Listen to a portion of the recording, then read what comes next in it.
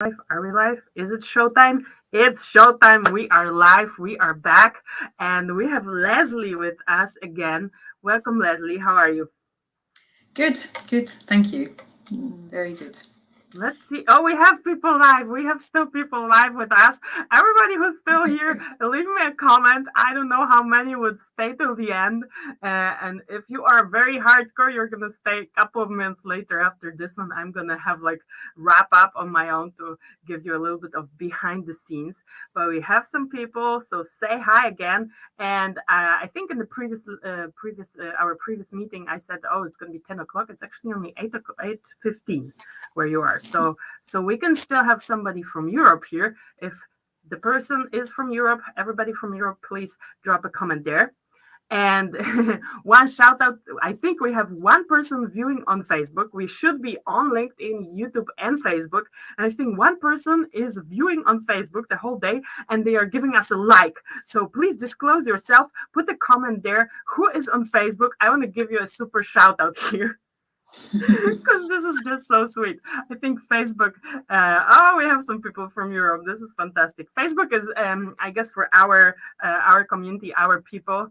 Um, that Facebook is not really the platform to look to listen to for this type of content. So it's just funny that we have one person on Facebook because Facebook is the only platform when I can actually see that people are liking.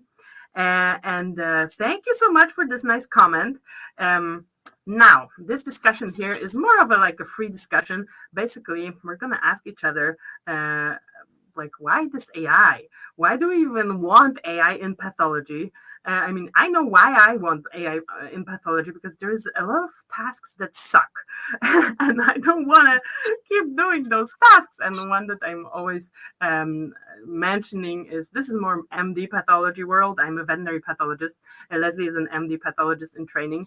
So the Chi 67, but basically this is like a poster child for counting brown cells or counting something like don't make me count. I don't even know if I counted the one twice or don't make me count mitosis. Don't make me count stuff because I'm not a good counting machine. Leslie, tell me why do you think why would you need AI in pathology? Well, I agree with you. I think quantifying tasks are done much better by a computer because then it just has to count pixels, provided the pixel is classified the right way, of course. But the machines are just much better at computing than we are. So this is the first thing. But I think when I listen to pathologists around me, the two biggest concerns that I hear and the two biggest reasons why they want AI are to save time, because there are a lot of things that we have to do, and often it's very repetitive. And indeed, for these quantifying tasks, but also to flag things and make sure that we spend time on the right cases and that we spend less time on the one that should take less time, then it's very important. So time is one, and the second one is accuracy. So making sure that I am making the right diagnosis, that I am giving this slide the right score, to provide sort of a constant feedback. Because So to have some kind of assistance every time yes, you're doing something. because as pathologists, we do work in teams, and we always have a colleague that we can go to. But you cannot go to your colleague for every single slide. Otherwise, you're going to see double the amount. Yeah, and they will not be your friend their anymore slides, very quickly. of course. So having a companion, something that tells you, that gives you a second opinion, is also one of the reasons why AI is wanted in pathology. But I think one important thing that pathologists always say, and I believe it's very true, is that not any algorithm is useful and not any algorithm is relevant clinically. So yeah, like you say, the second opinion, because this is the natural thing that you do from when you start working in pathology at the beginning, you're consulting obvious cases, you're consulting a book, and there are different ways of consulting and different. Like one thing that we mentioned in the talk with Geert was image retrieval, that you would consult images. But any algorithm is basically some kind of consultation or could be used as consultation. Um, so which are useful? Like, is there first of all, one more step back. We are still in the narrow AI era where one algorithm does one thing, or maybe maximum three things if you wanted to perform well. So there would be like an infinite number of algorithms if we wanted to consult on everything. And like you say, models, like not any model is useful. Which are the useful ones, and are there like which are better for us in your opinion? So I think it's really, so first of all, yes, we do have for now one model per task or one model Mm-hmm. per two tasks.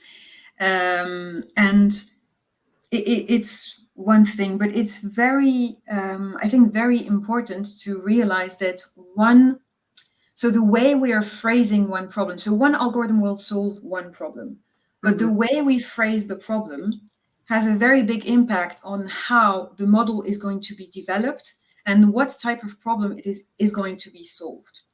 And Mm-hmm. so I don't think it's a matter of which type of what is the type of algorithm that is the most useful.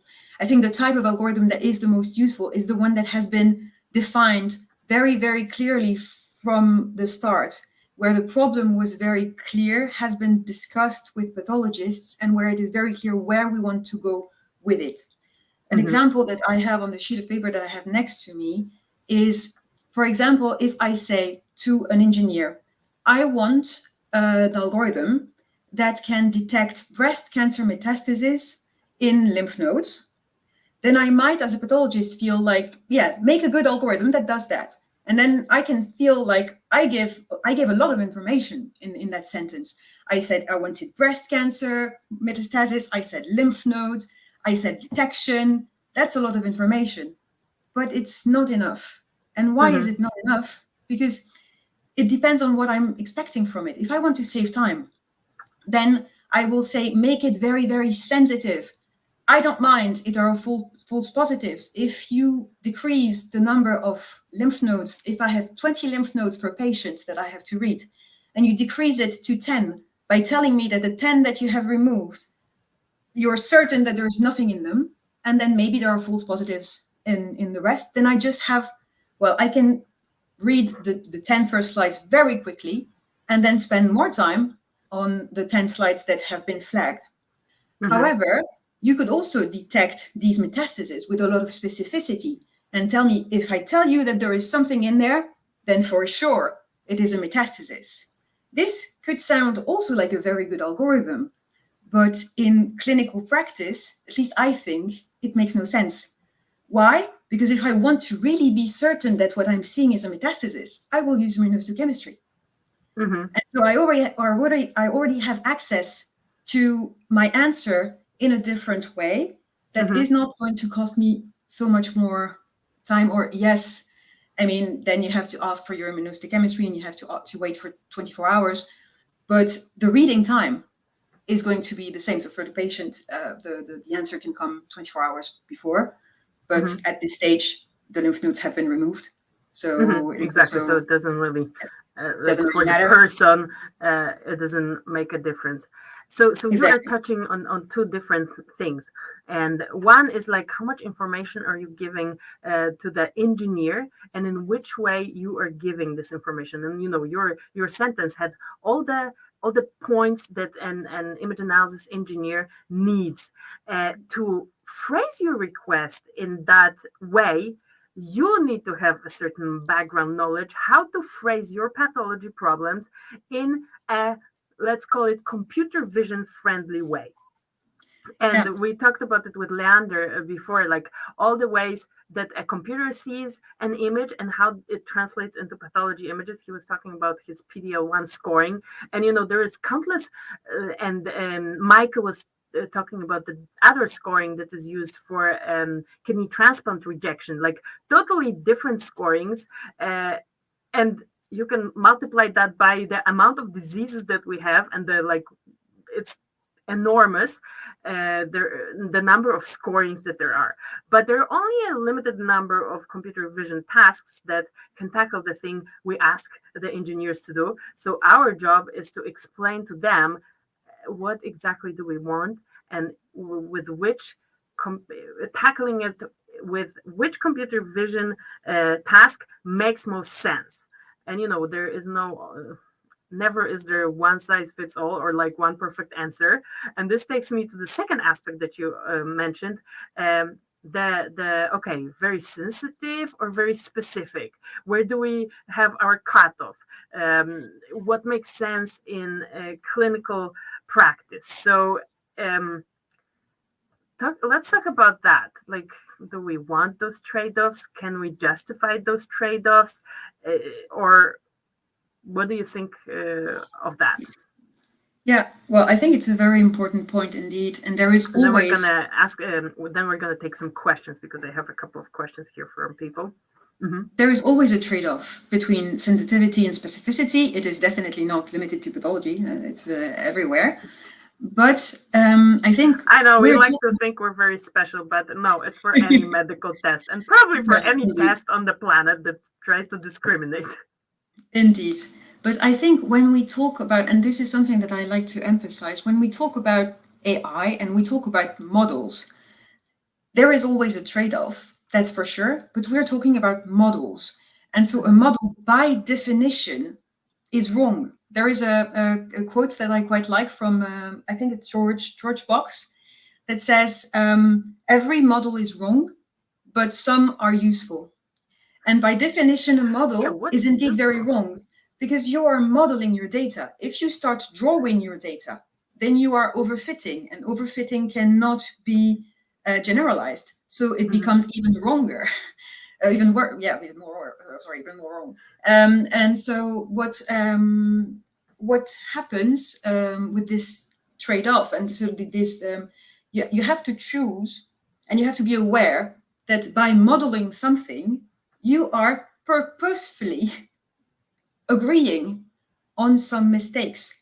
So there are always going to be mistakes. And I think for us pathologists, it's very important to understand that in essence, there will be mistakes. We cannot ask for the perfect one. And we have, I see it myself when I have to look at masks that my colleagues show me. We are very critical. Of course, that's normal. Immediately you're going to go to the 100% of the image that is wrong, and exactly ignoring that. Oh, it actually classified the rest correctly. Can I make some use of this correct classification or segmentation or whatever? Exactly. And so I'm not saying that we shouldn't be that we should lower our standards or their standards. Yes, exactly. I'm not saying that. I'm just saying that there will be mistakes, and we have to know that there will be mistakes, and a model that makes mistakes is a normal model. But I also want exactly, it can still be useful. And I also want to emphasize that we as pathologists, when we classify the things that a tumor, we are using models. This is a decision tree. The WHO book is a very big decision tree. And this is also a model. Why is it a model? Not even really too sophisticated one, right? If it's a decision tree, that's not too sophisticated. No, it's not. But it is a little bit wrong as well, because otherwise we wouldn't update it regularly. If we update it, it's because it is a little bit wrong. And there's nothing, I mean, I'm not saying that it's we want to correct it, of course, but also there's a little bit of hope in the fact that it's a little bit wrong, and still a little bit wrong, because then we can do things for patient. If we can improve it, then we can do things for patient. Exactly. So we are now working with two types of models that in their own ways are a little bit wrong. And so what I want to say to engineers is that yes, your model will be a little bit wrong, but it has to be a little bit wrong in the right way. Uh-huh. And so what I'm meaning by that is that for two similar F1 scores or two similar DICE scores, the synergy between your pathologist and your model is going to be different. So if a model makes, if an algorithm model, an AI model makes the same amount of mistakes, but has the same weaknesses as I have, then It's it's not not helping useful. me. Yeah. It's not helping me because, well, it's going to be uncertain where I am uncertain. And if I cannot trust it where I'm weak, then it's not helping. But if it makes the same amount of mistakes and it makes very stupid mistakes that I can spot, Mm-hmm. but it makes, on the other hand, no mistakes where I am weak, then it becomes very useful. And Mm-hmm. the amount of mistakes can be the same, they're just different, as long as Do it's you not. have an example for that? Do you have something that you worked on for something like that, where the model was strong, where you were not, and weak somewhere else when you were very strong? Well, we could, I don't have a personal example, but I have witnessed it. Mm-hmm. For prostate cancer, for example, Mm-hmm. pathologists are trained to make differences where it is important. So Mm-hmm. basically, there is tumor or there is no tumor in this biopsy. And if there is tumor, is it 3+3 and then my patient can be monitored? Or does my patient needs to have his prostate removed? So Mm-hmm. basically, so we have two thresholds. There is tumor and then how bad? Mm-hmm. And so we are good at saying there is no tumor or Mm-hmm. saying there is tumor. Mm-hmm. This we are trained for that, and this is an unforgivable error Yeah. to diagnose a tumor where there's none or reverse, right? And the models, they are, if you tune your model to make very precise, to give very precise Gleason scores in the higher scores, where clearly your patient is going to have his prostate removed, then your models can have a tendency to make mistakes where you would never have. So Mm-hmm. they are going to say, oh, there is tumor here. And you as a pathologist, you go over it and you say, no, that's not Not tumor. really. Mm-hmm. And this is very obvious. But then they can be very good at saying, oh, this is 4+5, or this is 5+5, or they can make differences. Well, we as pathologists can also do that, but there is a lot of inter-observer variability. This has been Mm-hmm. shown multiple times. So we think we are very good and very reproducible. The truth is, of course, we are trained, Like, but I'm not even there consistent with is myself. there is inter-observer variability, and it exists. It is a fact, and models are more reproducible than we are. And so in Mm-hmm. that aspect, models can be very useful in the part where we are a bit, we're hesitant, yet they can make mistakes that we think are unforgivable. And Mm-hmm. and it is a very good thing that we look there and that we say, hey, this was very wrong. Mm-hmm. But this is an example of something that I think is useful because maybe, or quantification. Is it a 4+5 or is it a 5+4? So which component It's is it the worst prevalent. Is component that is more. the bigger one? Or is Mm-hmm. it the less bad component that is the bigger one? This is very fine-tuned percentage assessment. We are not Mm-hmm. very good at that as humans, and a No. machine can do it very, very well. If I So was to vote, like what should be replaced, what tasks of a pathologist should be replaced with AI, everything that has to do with quantification, I would like say I don't want to do this. I don't want to take responsibility for my own visual inaccuracy.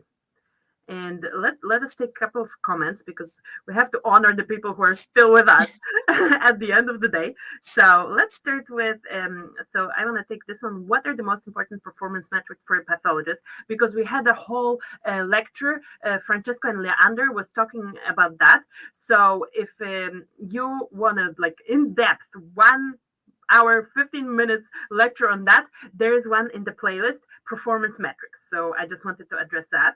um, and then we have one question from the same listener here. Thank you for those questions. Will AI be always a second opinion to pathologists, or it can work as a pathologist? So I'm going to take first part, and then I'm going to ask you what you think about it, because I think uh, I don't know when since I've been involved in this field of digital pathology, let's say I started 2016, and that was like the tail end of this uh, hope or promise that, oh, we can have a really like standalone diagnostic algorithm.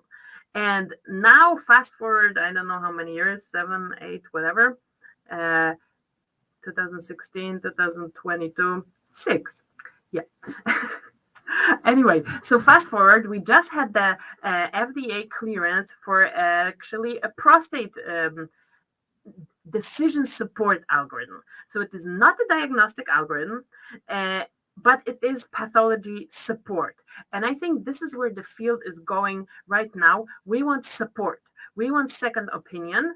Um, what do you think? Well, there is this what we want, and we don't want to allow the algorithms to do anything on their own without our visual supervision or some kind of supervision? Or are there going to be algorithms that actually are going to take over some tasks and you don't have to look at it anymore? So I very much think that the future, and yes, of course, I'm a pathologist. Maybe I'm saying that because I'm a pathologist, but I really don't think so. That's okay. I You think can do this here. that I think that we're going towards synergy between pathologists and AI algorithm. And one of the very big reasons why I think that is that we make very different mistakes. And you cannot allow, there are patients on the other side of the line. And first of all, there are plenty of legal reasons where it would be very problematic that AI signs a report by itself. Then Mm-hmm. who is responsible? That's the first thing. You cannot play with the life of someone because we're talking about very often diagnosing tumors, but also diagnosing, like misdiagnosing. Well, if an AI algorithm says there is a tumor and there's none, then you're saying that you're, for example, removing the prostate of someone who didn't have a tumor. And removing a prostate is not without consequences. It is surgery. People die during surgeries. Mm-hmm. So there's this, but there's also the fact that all the consequences that you can have after it. So really, it is not nothing to make such a diagnosis. There is a huge responsibility behind it. And because AI makes mistakes that a human wouldn't do, I think it is very important that there is a human at the end of the line checking, at least checking that there Mm-hmm. is no big mistake. Yeah, and And that's a. Mm-hmm. Go ahead. Then I add no, my no, stuff. it's just that I think it's a synergy, and I think AI is going to be a very, very useful tool. And I think that we are augmenting humans, Mm-hmm. but I don't think we are. So we are augmenting pathologists, but I don't think that we should try to replace them for legal reasons, but also for the safety of patients and etc. However, what might change in the future is the importance of using this second opinion. Because if you have a very, very powerful algorithm and you are certain that it is a help, then it might become unethical to not use it. Mm-hmm. So I think Yeah, and AI say is going to have a lot of power, but I don't think it should go unleashed. yeah, I think it has to be checked. totally. And I think what you're saying, that it's going to become unethical not to use it if you have access to it. I think the same thing happened with IHC. The same thing happened with molecular testing, and AI is something. That is going to be an augmentation tool. There's always a pathologist interpreting the molecular data. There's no way to look like how the sequencing, the PCR, or whatever is, what kind of sequencing is being used right now. Like, you don't look into this machine. You get the data from it, and you take this as a data point in your whole interpretation of the patient, of the case, of the study. In my case, for toxicologic pathology, if I get other types of data, this is something that I have to weigh in. Does it fit into the picture, or was there a mistake done? Shall I ignore it? Same with the immunohistochemistry. Like, you cannot just say, oh, yeah, I'm like 80%. That's that. I don't need to confirm it with IHC, right? Very, So yeah. That's super important. One comment from Joachim: it is easier to detect small group differences with image analysis, artificial intelligence. A pathologist grading is very subjective, and this is preclinical. This is somebody talking about preclinical, which is where I am working, toxicological. But it counts basically for all types of grading, even if you want to make it super granular. You are semi-quantitatively assessing something and like adding different parameters. At some point maybe you have some number that you artificially generated from all those things that you're evaluating, like Micah was talking about, all the things that go into this kidney transplant rejection um, grading, which or scoring. I don't know what you guys use there, but it sounded like you have to grade a lot of parameters. And in the preclinical world, a similar thing goes into medical device work, where you evaluate the interface of tissue and the medical device, and you actually like have to count how many cells you have in the field of view, and how many cells of different types, and how much of your reaction of fibrosis, whatever is happening there, you like visually try to quantify it, and then you add this, and then you have a number, and the engineer works with a number, and they're happy that they get a number, and they kind of forget that this number is based on like my visual interpretation that can be different from somebody else's. So like a computer could generate this number. If a computer could generate a segmentation, I could look at it and say, this is a reasonable segmentation. Please export the number and give it to the engineer and whoever is working with those numbers. It's fine. Or if not, then don't give it to them. Uh, but like making me estimate how much, like, I think estimating percentage or area or numbers of cells should be like totally scraped from pathologist tasks and should be prohibited.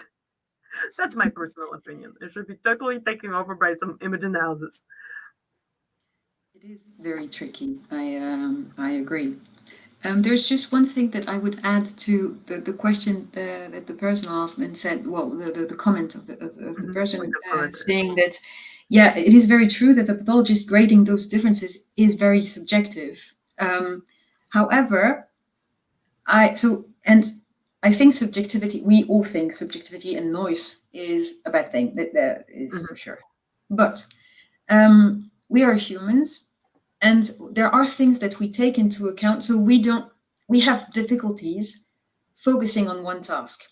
And our opinion of something is very often influenced by other parameters that we're seeing on the slide, for good or for bad. And so what I'm trying to say is, for example, when you score when you score a breast cancer case, you want to look at different parameters. So the amount of tubal formation, the pleomorphism, the number of mitosis, whatever. And sometimes you have, so you see things. So these scores, it's a percentage estimate for the percentage of glands. It is a bit of a subjective assessment when it comes to the pleomorphism, the amount of pleomorphism, and then counting mitosis becomes quantification again. And sometimes you will read your slide and you will have the feeling that this is not a nice tumor. This one is very aggressive, and maybe you think, okay, it's 3, 2, 3, but then it's a 2 that is almost a 3. And then you will say, okay, this one is a very bad one. It's a 3, 3, 3, so it's a grade 3. You want sometimes so you are influenced by the rest. It is subjective. It is true. I don't know if this is a good thing or if this is a bad thing. I don't know if all of us are influenced in the same way, but it is a very certain thing that we are influenced by what we see and by other and what we have seen, because you can only refer to what you have seen. You can only refer to the data you trained on. Of course. But we have enough cognitive power to go beyond our data, to go consult, to it's like what you were describing. Like, you see a case and it's really bad, and you don't actually have to like go to those single parameters, because they're way beyond whatever would be the worst, right? And then it's a quick labeling act, worst scenario. But in the middle. It's like, oh, which way do I go? Where do I focus? And it's like Exactly. philosophical question. No, they are very philosophical, but I think this is where AI is going to help us because AI is more reproducible than we are. So it is going to give us some guidelines, that's for sure. But then, so then what we might have to do is Hmm. to recreate new thresholds that are AI based because these classifications, they were created by humans for humans. And as I think that our classifications, even though they have been thought out and I mean they are very strict and very nicely made, still they have been designed for humans and they take this subjectivity into account. Hmm. And now that we have very powerful and very reproducible machines, we might have to change these thresholds slightly to become prognostic again because Hmm. it might be that the assessment is a bit different and that from not being influenced by the rest of the slide, from just seeing one task and completing one task, we lose a bit of the prognostic value that there was in influence. But we Hmm. can get it back by changing the threshold and then adapting the other thresholds of the other things that we were looking at. But yeah, Hmm. so it is very possible that AI is going to be a tool, but a tool that has to be um, fine Interpreted tuned, and fine for tuned. AI, just not for humans. Hmm. Oh, yeah, as well. Okay. Thank you so much, Leslie. I'm ending this broadcast abruptly here and I'm jumping on my last wrap up. Thanks to everyone who was here till the end of the day. We didn't lose you, which is fantastic. And thank you for the great talk. I feel like we could talk for another half an hour, 3 hours, or whatever. Thank you. Have a great Thanks. evening. Bye bye. Bye.